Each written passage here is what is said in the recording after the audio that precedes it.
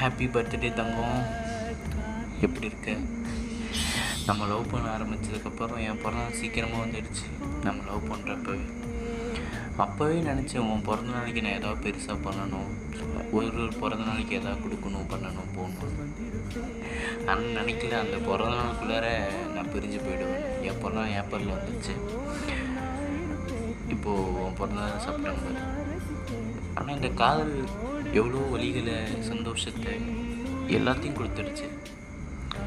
உன் கூட நான் வாழணும்னு நினச்ச ஒரு வாழ்க்கையை மட்டும் எடுத்துக்கிச்சு. உனக்கே தெரியும் நாங்கள் எவ்வளோலாம் பிளான் பண்ணோம், எப்படி எல்லாம் இருந்தோம்னு. சந்தோஷமாக இரு எங்கே இருந்தாலும். Happy birthday.